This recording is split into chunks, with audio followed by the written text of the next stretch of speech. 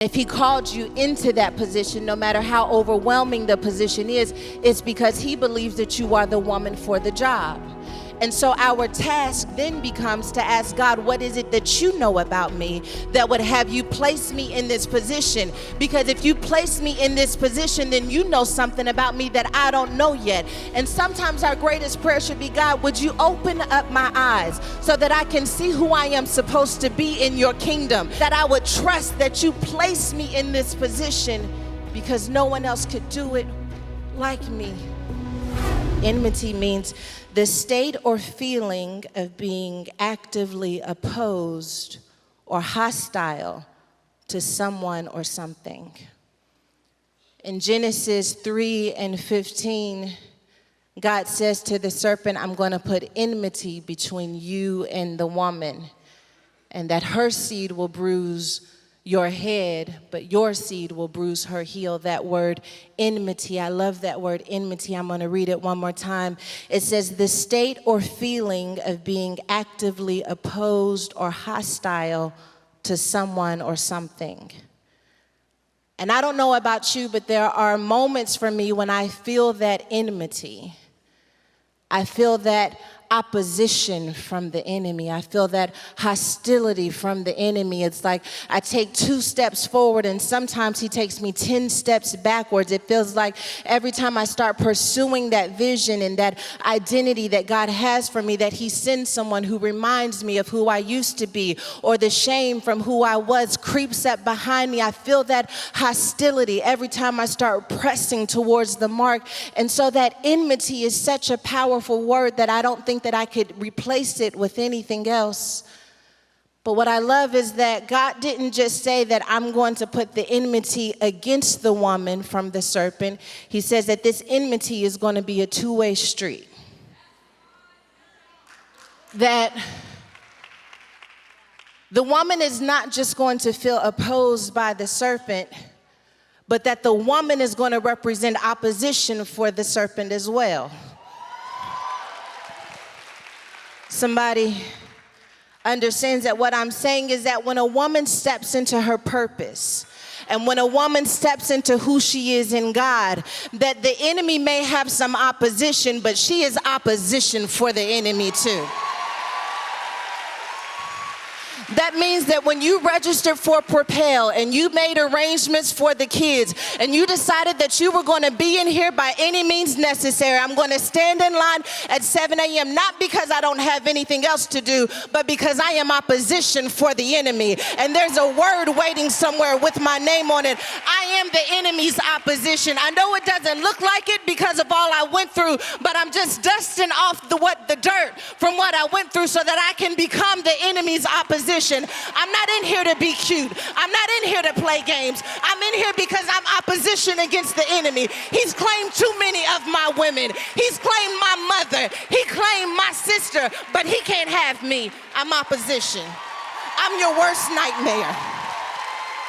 I'm gonna need a little more heat in the microphone, because I need somebody to know that they are the enemy's worst nightmare. When you woke up this morning and you dressed yourself to come into this room, that demons started trembling, because I didn't want you to get a revelation about who you are, but I came to set somebody free in this place. You are his greatest threat. A woman who knows who she is in God is the enemy's greatest threat. I know that I went through some things that may have bruised my heel, but you still better be afraid of me. It wouldn't have looked like it when I was 13 years old and pregnant, but I was the enemy's greatest threat.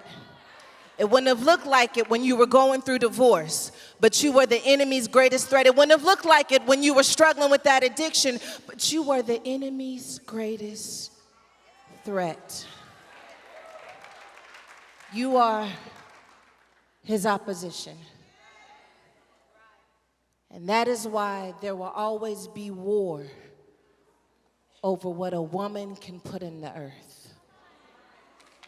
Because a woman knows how to take a seed and turn it into a person. She knows how to take a seed and turn it into a nonprofit. She knows how to take a seed and turn it into a business. It wouldn't even make sense if you saw the seed. If you saw what some of these women had gone through, if you would have seen the seed that started Christine Kane, you would have never believed that it would turn into Propel. But she's a woman who recognized that I am the enemy's greatest threat. And I don't know about you, but I feel like it's about time for the enemy to start understanding that that enmity is a two-way street. That you're not just going to keep attacking me, and you're not just going to keep depressing me, and you're not just going to keep oppressing me. That I don't care how I have to do it, or who I must become, or what I have to go through to make it to the other side. There's going to come a point in time where you are opposing me, not because of what I went through, but because of what is still yet to come out of me. Still something that must come out of you. And I asked myself, I said, God, why is it that the enmity couldn't be between the serpent and the man? Why did it have to be the woman? This notion that we are the weaker vessels, then why not put the stronger vessel up for the fight? But when I study my word and I look at the character of God, and I believe wholeheartedly that he makes no mistakes, it means that when he put enmity between the woman and the serpent, the woman and the enemy, that it wasn't just a fair fight, that it was a fixed fight. That he didn't put us into this position because he thought that a loss was even possible. That he put us in the position because he knew the win would be guaranteed. That means that not only is it fair, which means that if you roll up your sleeves and you be who God has called you to be, and you start trusting what he says about who you are and what you can do in the earth, that the fight is going to turn in your favor. I hear God telling somebody, you're the woman for the job. I know what the doctor said about the cancer, but I hear God saying you're the woman for the job. That I put you in a fight that was already fixed. That I put you in a fight that you were bound to win. I know the child is acting crazy. I know they're cutting up on the job, but you are the woman for the job. If you don't hear anything else I say in this place, I want you to know that there is nothing that is happening in your life that is designed to take you out. That thing is designed to birth the best version of you. My girl, my sister, you are the woman for the job. When the enemy tried to make me feel nervous, I told the enemy, you can't have my mind today, because I'm the woman for the job. I'm going to do flat-footed what God has called me to do, because I'm the woman for the job. I'm the woman for the job. Somebody's got to start prophesying over that situation that's trying to tell you you're not going to make it. Honey, I'm the woman for the job. I'm going to raise that child anyway. I'm going to start that business anyway. I don't care what the bank said. I don't need a bank. My God shall provide all of my needs. I'm the woman for the job, baby. I'm the only one who can do what I do the way that I do it.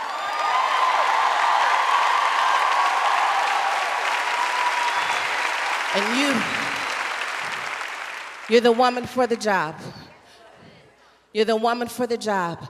I want to rebuke depression, trying to make you believe that you're not the woman for the job. I want to rebuke suicide, trying to make you believe that we would be better without you. I bind you, Satan. You have no power here. And when you attacked my sister, you attacked me. I'm the woman for the job. I know how to warfare for the woman who can't war for herself. I'm the woman for the job.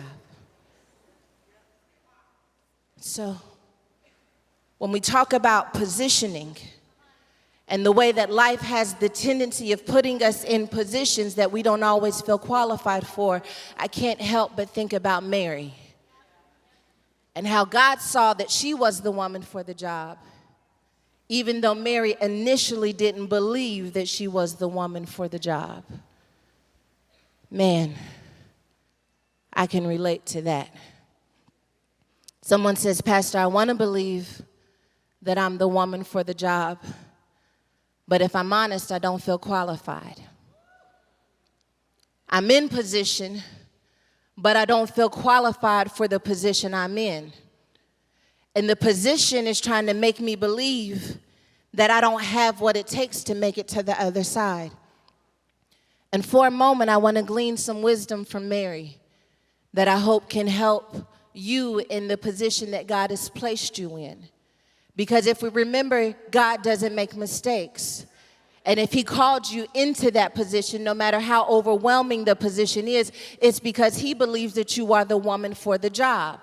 And so our task then becomes to ask God, what is it that you know about me that would have you place me in this position? Because if you place me in this position, then you know something about me that I don't know yet. And sometimes our greatest prayer should be, God, would you open up my eyes so that I can see who I am supposed to be in your kingdom, that I would not compare myself to everything that came before me or the things coming up behind me, but that I would trust that you place me in this position because no one else could do it like me but me. Mary teaches us that the most powerful thing that any of us can do when we have this feeling is to go anyway. Yeah. So Mary doesn't feel qualified, but she goes anyway. She goes not knowing how she's supposed to take this baby and turn it into a king. When the angel of the Lord appears to Mary, he tells Mary everything that child is going to be. But she doesn't receive the promise in the form that God said that it was going to end up in. God, help me to say it. There are moments when we receive something from God that doesn't look like where it's going to end. Oh, I feel like that's a word for somebody. That you're looking at the baby, wondering how the baby is going to become king.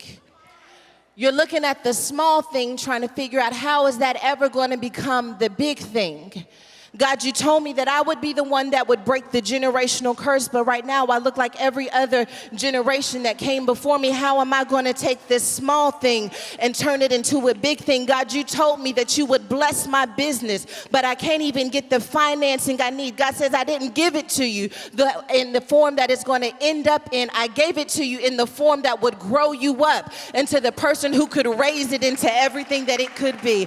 I feel like somebody's got to get that down in your spirit. Do not despise the days of small beginnings, that it started off small so that you could grow with it. Because when you grow with it, it grows you up. When you grow with it, it grows you up. And so Mary teaches us the power of going anyway. She questions her ability initially, but ultimately, she chooses to trust God's plan for her life. Mary chose to just go anyway. Sometimes you have to just go anyway. God gives you what you need as you go. And sometimes we want all of the answers, and God, I want to know how you're going to do it. I'm not saying I won't go. I'm just saying, can you tell me exactly how it's going to happen? And God says, I'll tell you how it's going to happen when you start moving. Because God is looking for someone who he can order steps along the way. I feel like there's someone in this room that if God gave you all of the steps right now, that you would feel more in control than you actually are. When you go anyway, it is a sign to God that I don't have to have all of the answers. I just want to be where you tell me I am supposed to be. God, I don't know how you're going to do it in my marriage. I don't know how you're going to do it in my family, but I am going to go anyway. And when I go, you meet me where you told me you were going to meet me. When you go, God meets you. He's calling you to where he is. That's why we have to go, because God calls you to where he is. And when we move in that direction, it is a sign to him that we can be trusted. Because there are moments when God orders our steps, but we got to take them first. I got to forgive. I got to go anyway. I want to stay stuck in this bitterness. I want to stay stuck in this pain, but I can't stay here, so I got to go anyway. And Mary starts going anyway. And so some of you are wondering, okay, I'll go anyway. I'll do what God told me to do. I don't know how he's going to do it. I don't have all of the resources that I need in order to do it, but I want to go anyway. And so Mary teaches us a valuable lesson. And if you're taking notes, I want you to write this down, because what Mary teaches us in those moments where we have to go anyway is that the power in going starts with you using what you know. Mary begins to just follow the customs of the Jewish people at that time. God gave her something that is going to ultimately deliver Israel, but right now she doesn't know how it's going to become a deliverer. And so because she doesn't know how she's going to get from A to Z, she just starts working what she knows. She knows that when I have a baby, that I need to wait until my time of purification is over. And after that, I need to go into Jerusalem and I need to present the baby. She works what she knows while she goes. The most powerful thing that any of us can do is activate what we know. Because when we activate what we know, it gives God permission to show us more and to teach us more. Imagine had Eve been in the garden and she simply activated what she knew. There are things that we know about our lives that we haven't activated yet because we don't know what's waiting on the other side. But when you use what you know, it starts to lead you into the direction that God says he's calling you towards. That means the relationship has to end. That means that we have to have the forgiveness down in our heart, even though we don't believe that the person is truly sorry. Our forgiveness is not predicated on whether or not that person is actually sorry. My forgiveness is predicated on the fact that I'm going anyway, that I'm not going to stay stuck where that pain met me. I'm not going to stay stuck where that disappointment met me. I'm going anyway. So Mary begins to go anyway, and she's using what she knows. Because learning how to go anyway and using what you know, I think, is one of the most powerful things that any of us can do. So after she's come out of the presence, Mary begins the task of living out what God said to do. And so in the process of doing this, she is presenting this child, Jesus, to Simeon. And I have to be honest, when I read this text, I felt like it was out of order. Because Simeon says in verse 29, he identifies with Mary and confirms with Mary what God already said about what she was carrying. He says, Lord, now you are letting your servant depart in peace according to your word. For my eyes have seen your salvation, which you have prepared before the face of all peoples, a light to bring revelation to the Gentiles. Mary already knew all of those things, that is what she was carrying, and that's who the child would become. So in many ways, this is confirmation for her. But then Simeon says something that seems like it is contradicting what he just said. Because he says, behold, this child is destined for the fall and rising of many in Israel, and for a sign which will be spoken against. Yes, a sword will pierce through your own soul. When the angel of the Lord came, he didn't say nothing about no swords. Let's see, Ebonics version slipping out again.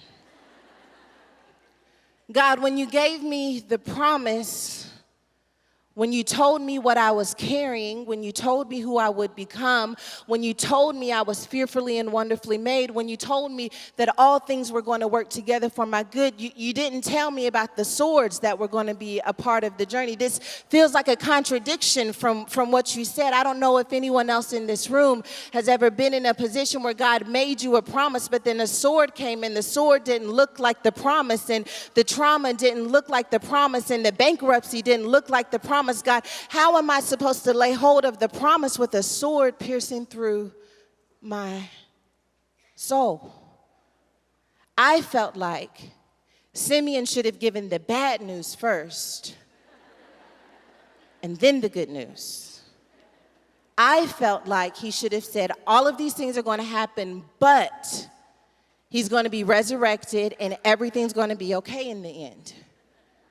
But for some reason, it doesn't work like that. He gives the revelation and the promise first, and then he gives the process afterwards. Because it is not on Simeon to remind you what the promise is. It is on us to remember what the promise is in the middle of the process. When I was studying, all I could hear was God said, I put the but first. I put that thing that you thought should be the but at the end of the bad news, I said it first. And then I started looking back over my own life and all of the moments where I felt like a sword was piercing through my own soul, where I was waiting for God to say, but this is going to work out in the end, and but you're going to be healed, and but all things are going to work together for your good. But God says, I'm not going to repeat what I already told you. I put the but first. And I just came to Fort Lauderdale, Florida to let somebody know that I know it took a lot for you to get into this room. And I know you're wondering how God is going to work it out, but I hear God saying, I put the but first. That when I wrote in the scriptures that all things were going to work together for your good, I wasn't just talking about the people in the text. I was talking about the people who would hear my voice and follow what I said to do. That means that at the end of the day, the bet is still on. At the end of the day, the promise is still yes and amen. That means that no weapon formed against you will prosper. I put that in there first. I know you're looking at the weapon, but I'm telling you it won't prosper. I know you're looking at the depression, but I'm telling you the joy of the Lord is your strength. I know you're looking at the struggle, but I'm telling you that when it's all said and done, though he slays you, you can trust in him. I put the but first. That means that you got to start telling your situation, I know what it looks like, but I know what God said first. And I'm hanging on to what God said first in the middle of what's taking place. I don't let the middle shake me. I remember what God said first. God said I was fearfully and wonderfully made. God said that I was going to make it to the other side. God said that his spirit would overtake me and it would show up right on time. I put the but. I put it first. I put it first. So don't let this idea of the promise going through a hostile environment convince you that the promise doesn't exist anymore.